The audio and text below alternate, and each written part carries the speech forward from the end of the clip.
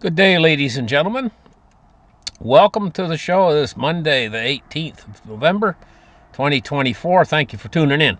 Now, listen, I wanted to do a short show here to uh, get you guys what the exact situation is. I know on YouTube and a lot of news sources right now, you'll see big headlines that says World War III or what'll happen next? That's what this one is. Says what'll happen next? U.S. has finally unlocked a big weapon for Ukraine. And all these different articles. Some of them might actually be kind of frightening because, uh, but let's analyze this situation for a minute. I see this in three parts. This whole thing, breaking it down to three parts. Let me explain. Take a look at the war in Israel between Israel and Iran. Well, it's not really a full-blown war yet, but you get the point. They've been exchanging. It's like a turn-based thing. It's almost like a turn-based game. This guy takes a turn, and then you wait a little while, and then the other guy takes a turn, and each time they kind of escalate along. It's tit for tat. That's basically what the stupidest thing there ever was. I know it's the stupidest thing ever, and people die in it. It's not a laughing matter, but that's evidently how it kind of works. It kind of works like each side takes their turn doing something ridiculous, like launching a missile at the other guy, and then he's supposed to respond back with something even more ridiculous, you know? It's ridiculous. The whole thing's ridiculous, but there you go. That's how it works. So what's happened here is like I say, three parts. This is in three parts. It's kind of like they passed the baton in taking these turn-based, They pass the baton to the other guy, and then it's his turn to take a turn at it. And he passes the baton back. So basically what's happened here is Biden, by telling Ukraine, okay, you got permission to use these long-range attack missiles, he's like passed the baton off to Ukraine. And so here, what are you going to do with these long-range missiles? Here, now you've got permission. Here's the baton. It's giving them the baton. That's what's happened so far. That doesn't necessarily mean that we're going to have World War III, because all Biden's done is pass the baton to Ukraine. He's put the power in their hands, the okay to use these long-range missiles. That's part one. So part one's been done. What's part two? Part two is when Ukraine uses these missiles. That would be part two. And depending, that still doesn't necessarily mean World War III. It just means that Ukraine then, when they use the missiles, then they're passing the baton off to Russia. In other words, it's Russia's turn. What are you going to do about it? In other words, Ukraine then fires the missiles into Russia, and it's like, what are you going to do about it? Then we have to wait and see what Russia's going to do about it. You see how this works? So it comes in stages. Those are the three stages. We've passed stage one. Stage two is probably, I'm going to say, that once Ukraine's been waiting for this permission for a long time, so I'm going to say it's most likely that Ukraine is going to do part two. It's most likely. But to what extent? Are they going to do it to the extent where Russia feels, where it's really heavy and massive, where Russia feels obliged to do something big in return? Or are they just going to do a little bit, just a little bit here and there, not really aggravate the situation? We don't know. That's Ukraine's choice. What they could send a barrage in that could blow up half of, or they could just do a little bit here and there. We just don't know. That's their choice. The baton's in their hands right now. So we have to wait and see what Ukraine does with those missiles. That's what's going to determine probably what Russia's going to do in turn back when the baton's passed back over to Russia. And it's their turn. You see how it works? So those are the three stages. But once Ukraine takes that step and launches an attack with these long-range missiles inside Russia, then it's pretty much down to stage. All three stages have been done then at that point. and then the whole thing's up to Russia. What are they going to do? Well, this is a very dangerous game we're talking about here, you know, because what we're talking about is two nuclear superpowers. So that's where we're at right now. The first stage of 3 stages has been done. And we're kind of waiting to see what happens in stage 2. That's when Ukraine uses the missiles. And then after that's done, if that gets done, then we have to wait and see what happens with stage 3 in all this. So I just kind of wanted to lay that out to you guys, because I know some of you might be really worried and very concerned that and yeah, you should. You have a right. This is a dangerous situation. But what I'm trying to tell you is we've only it's like a combination lock, and we've only done the first number to open the lock. There's 2 more numbers to go. That would be the attack, Ukraine's attack on Russia, and the third one is what's Russia going to do. Those are the 3 stages. So they got 1 stage complete. I never thought we'd get this close, really. All the time I was living through the Cold War. They talk about the Cuban Missile Crisis being bad. It was nothing compared to what's going on right now. And not just on... That was on 1 stage only. That was child's play compared to what's going on right now. We've got at least 3 different locations on Earth where all-out war could break out. One in the Pacific, in around the Spratly Islands, and in around the Taiwan Strait that goes between China and Taiwan. That's one area that could heat up very soon, like in the future, but it's not yet.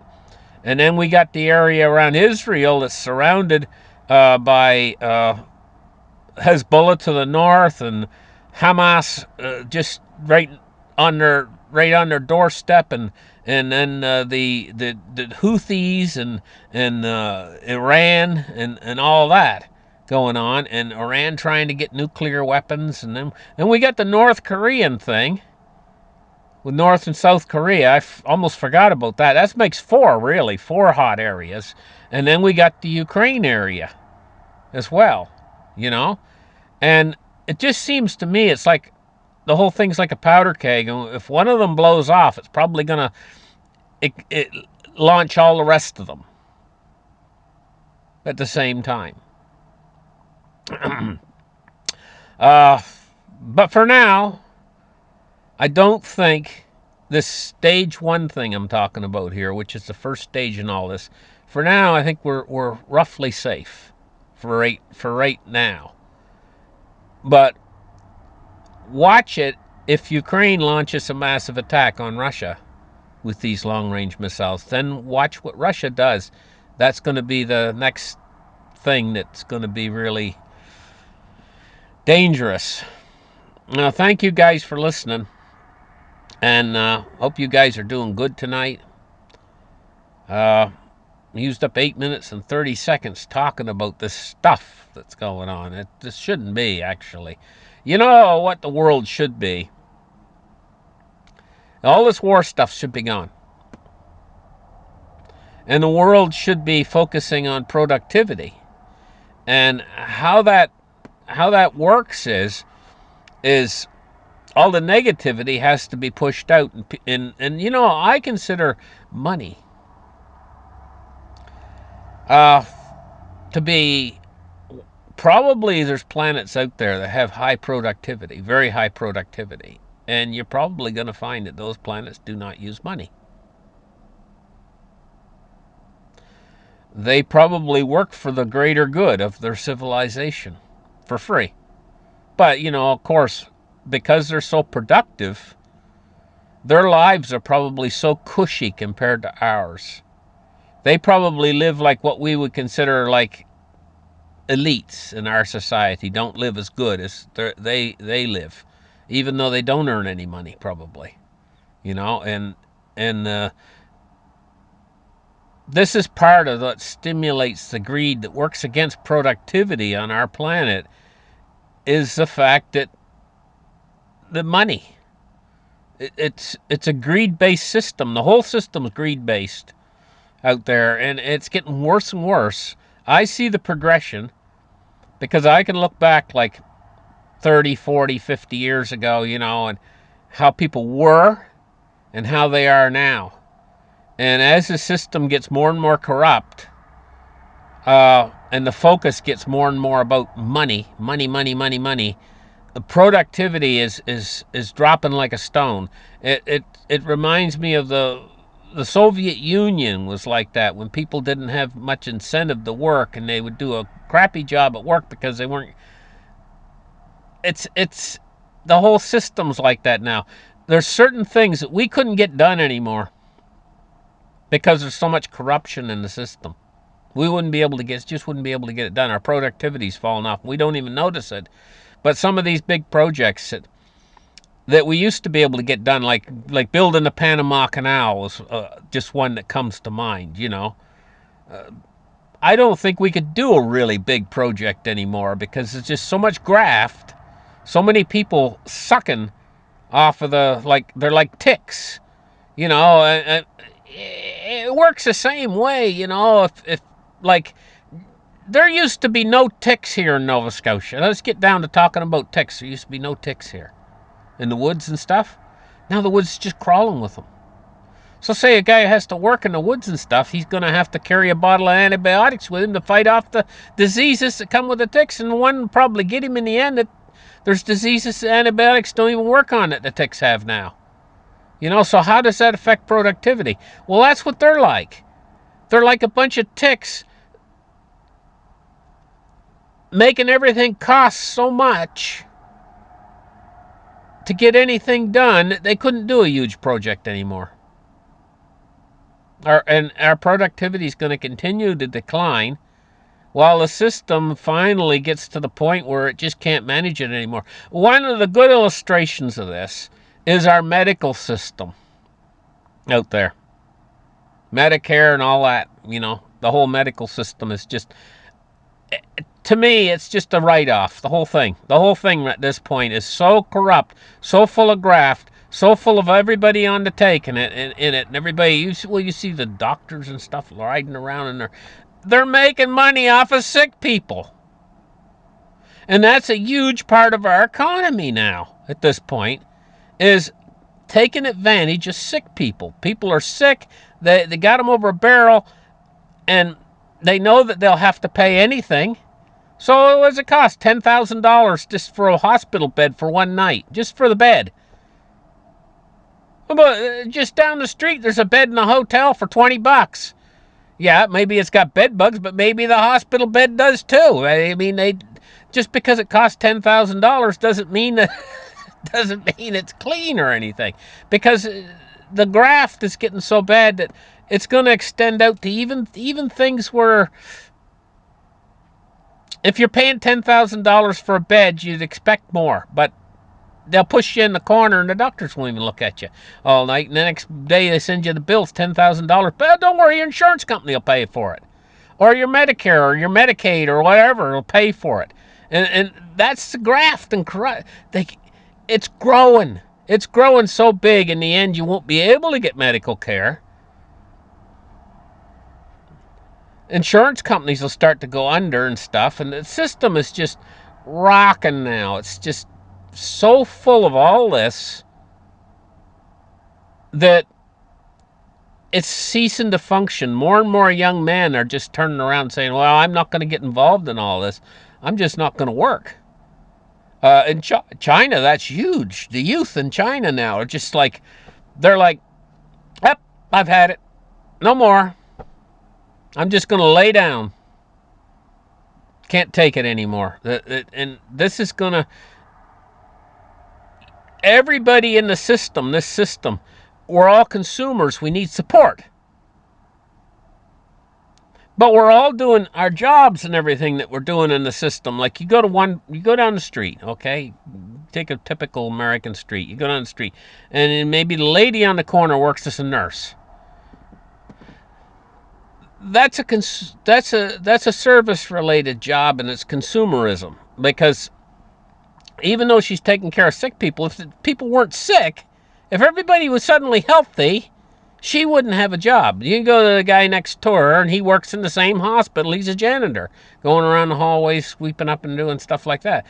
That doesn't accomplish anything either except taking care of sick people. So they make a huge living out. And the next guy, he works in the shopping mall and maybe selling stuff at a store or whatever, but that's still part of the consumer industry. Where does all this stuff come from? It has to be manufactured and stuff and shipped in and whatever. You know?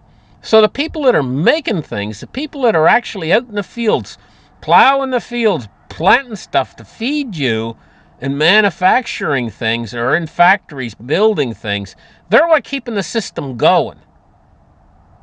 But the life is being squeezed out of them.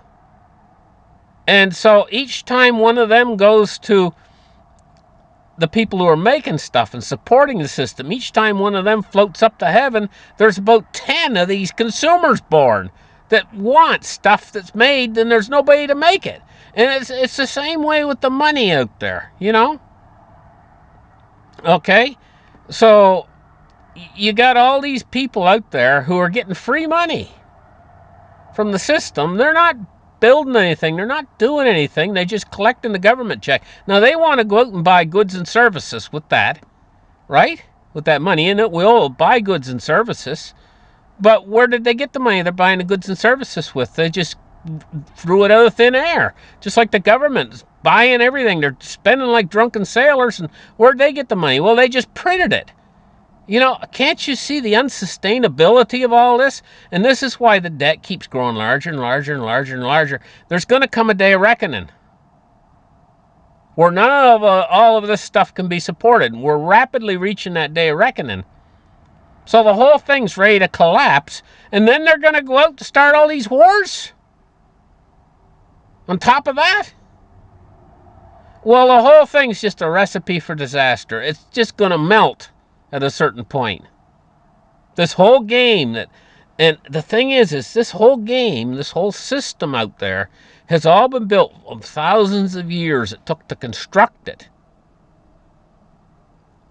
It can be deconstructed in 1 hour. Okay, that's a bit of an exaggeration. Maybe it'll take weeks or months to deconstruct it. But once it's deconstructed, once it collapses, it doesn't function anymore, and the people turn to chaos in order to try to survive. How do you restore that order that was built over thousands of years? The answer is you don't really. You have to try to salvage and take small areas of the system, and then you'd have to try to restore order in those particular areas, and then other areas would collapse. And this is why I told you guys that that's exactly what's going to happen. We're going to have the Badlands. Areas now that maybe have millions of people living in it. The grid's up. Their houses are worth. Oh, my house is worth $500,000 or whatever, or $1 million, and they live in this area, and it's a lovely area, and oh, I love this area, whatever, and they got a dense populated area. When this system goes down, perhaps the grid will go out in that area and stay out. Where an area maybe couple hundred miles away, the grid will be just by circumstance. The grid will stay up. Because that's what's going to happen. And so that area will turn into the Badlands. People will move out. The houses will go into dilapidation. A lot of them will burn. There will be people, and the whole place will just turn into a ghost town. An enormous ghost town. That's what will happen. They'll become the Badlands. Because the system can't support. It's almost like a person with diabetes.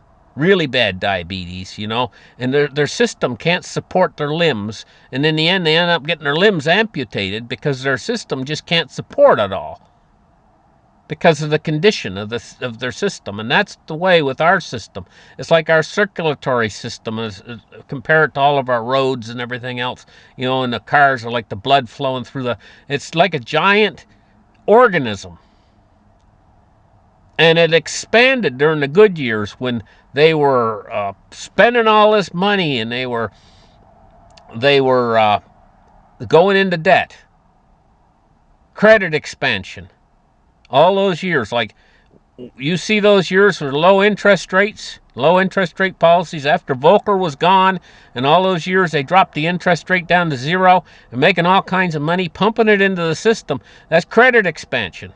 All that forced debt creation and credit expansion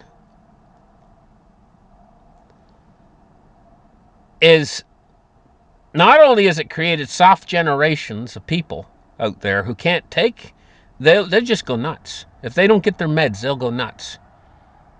You know, but not only that, how will they react to the system collapsing? Because you just can't keep expanding credit forever. It doesn't work that way. It'll destroy the currency. And that's where we're at right now. They're caught between a rock and a hard place. They've tried to protect the currency by raising interest rates and doing quantitative tightening, and they have been fairly successful. They've driven the dollar up to 106 right now in the US dollar index, but this is only a temporary measure because they can't keep going. In fact, they're drawn back and interest rates are starting to come back down again. Inflation's not gone. Why did they stop? They stopped because they knew that if they went any further, the system was going to collapse and the debt was getting too great. They have to pay too much interest themselves on the outstanding debt, United States debt. This whole thing's ridiculous at this point. What they've done is step by step, little baby steps. We've got to a point now where the system just can't take anymore and it's about ready to collapse all over. And that's why the result is they go to war. That doesn't solve anything. That's just going to make things compound our troubles here on this planet. So it's all getting ready to... If it doesn't happen right now, okay, maybe this is, like I say, this is one step of 3 steps that might lead us into World War III. We've completed 1 step. There's 2 more steps. Maybe this won't happen. Maybe it'll even have peace. Maybe this will trigger some people to their senses and they'll say, okay, we're going to sit down at the table now because we don't want World War III, you know. But ultimately, everything's not getting resolved, ultimately. And looking down the road a couple years, even if we don't have a World War III, even if somehow we manage to get out of all this, we're still going to have a situation where the Ponzi scheme currencies are going to be destroyed and the system is going to have some sort of a reckoning. A day of reckoning is coming in the next couple years. And it is not going to be pretty. It's going to be hard to live through. And I kind of tend to think that this war that's going on in Ukraine, I just... Is it going to be the war that triggers it? Right? I kind of don't really think so. I think, just my gut reaction on it, I think the war that's going to trigger it is going to be over in the Pacific in another year or 2. That's what I'm thinking. You know, I think this war might be resolved by then. But at that point, you might find that the other 2 wars have really taken off big, especially the war in the Middle East. And possibly the Korean Peninsula War. And they might not even be talking about this war anymore by that time, maybe. I'm just speculating there. Don't even listen to the last 3 minutes I just said about what I'm thinking in my head, you know, about this. But because I'm totally speculating. I mean, this thing could blow up. It's got the potential, you know. But we'll just have to wait and see. We're going to keep a close eye on all this stuff for you guys on here. And if there's any new developments, I'm going to do a show. I don't care if it's not Sunday. It's like today. This is a big development. A little bit concerned about you guys looking at these news articles that you might be getting kind of scared and panicky about some of these news articles because this is dangerous. I mean, I'm not going to sit around. I'm not going to tell you, oh, it's nothing. Oh, no, this is something. But I wouldn't be too frightened of this first move that was made right here. It's like one chess move, and I don't think it's the chess move that would cause World War III.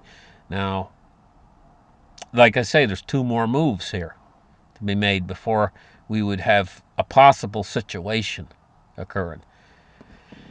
Thank you guys for listening as long as you did here. And this, I ranted on about a little bit about the problems in the world, but I mean, you guys got to get real. I'm getting real on here with you guys, and we're not hiding our heads in the sand. This world's a total mess, and it got into this mess incrementally by very wicked, very greedy men who put these plans in place that have led us to this point, and it's been like incremental baby steps that's got us to this point right here. And things could have been totally different. Didn't have to be this way. Bye-bye, guys.